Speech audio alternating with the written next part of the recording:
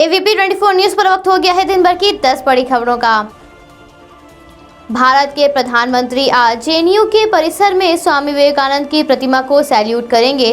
प्रधानमंत्री इस कार्यक्रम में वीडियो कॉन्फ्रेंसिंग के माध्यम से शामिल होंगे। ये कार्यक्रम शाम 6:30 बजे आयोजित किया जाएगा। प्रधानमंत्री के कार्यालय ने बयान में कहा कि स्वामी विवेकानंद के सिद्धांत और उनका संदेश आज भी भारत की युवा पीढ़ी का मार्गदर्शन करता है।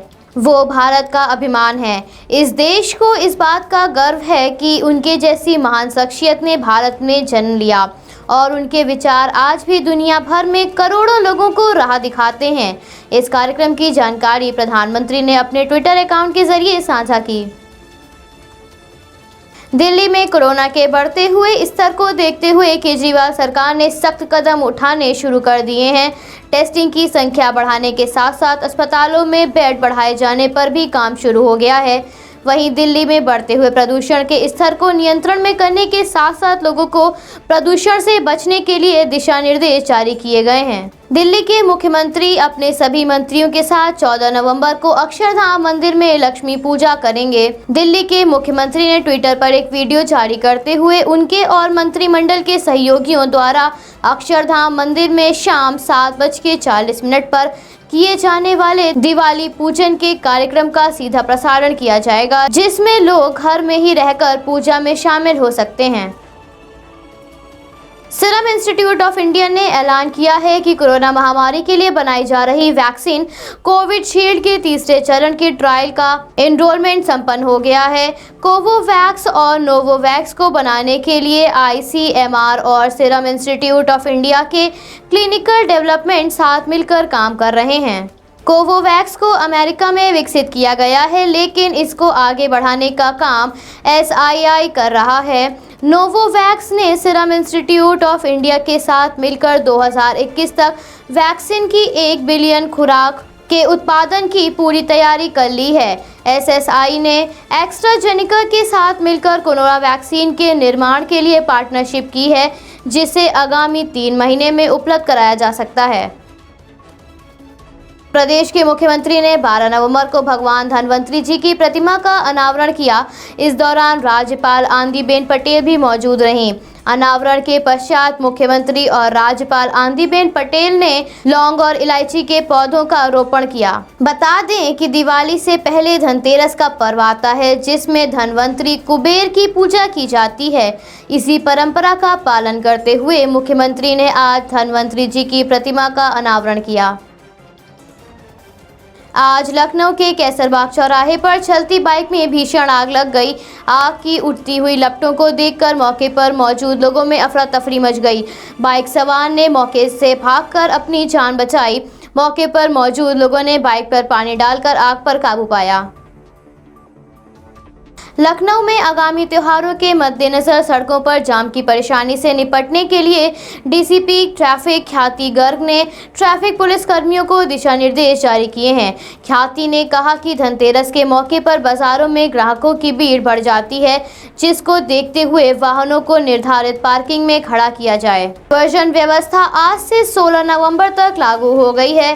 डायवर्जन हजरतगंज, गोमती नगर, अलीगंज चौक, अमीनाबाद, महानगर, शहादतगंज और ठाकुरगंज जैसे इलाकों में लागू किया गया है।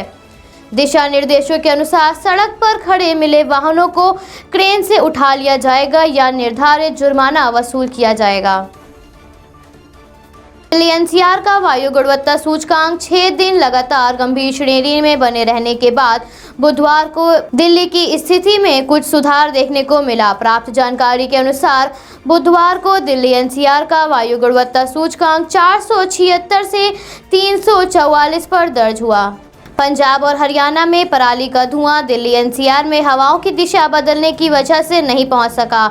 2422 पराली जलाए जाने के मामले सामने आए, जिसमें दिल्ली की भागीदारी 3% रही, जबकि मंगलवार को ये 22% और सोमवार को 38% थी। श्रम मंत्री संतोष गंगवार ने बुधवार को कोरोना महामारी से सबसे ज्यादा प्रभावित होने वाले 2 करोड़ निर्माण मजदूरों और उद्योग को आर्थिक परेशानियों से उबारने के लिए मंत्रालय ने कई कदम उठाए हैं। इसके तहत 2 करोड़ निर्माण मजदूरों के बैंक खातों में 5,000 करोड़ रुपए की राहत मुहैया कराई जाएगी। श्रम मंत्रालय के मुख्य श्रम आयुक्त, केंद्रीय कार्यालय, कर्मचारी राज्य बीमा निगम और कर्मचारी भविष्य निधि संगठन के कोरोना वॉरियर्स को सम्मानित करने के लिए कार्यक्रम आयोजित किया गया था, जिसमें श्रम मंत्री संतोष गंगवार ने इस बात का ऐलान किया। साथ ही उन्होंने ये भी बताया कि खातों में पैसों को आसानी से पहुंचाने के लिए 80 अधिकारियों को इस काम में लगाया गया है। EPFO और ESIC के नोडल अधिकारियों को ये जिम्मेदारी सौंपी गई है। भारत के प्रधानमंत्री आज वियतनाम के प्रधानमंत्री के साथ इंडिया ASEAN समिट की सह अध्यक्षता करेंगे। इस बैठक में 10 सदस्य देशों के नेता वीडियो कॉन्फ्रेंसिंग के माध्यम से शामिल होंगे। इस सम्मेलन में आसानीय भारत की रणनीति साझेदारी पर चर्चा की जाएगी।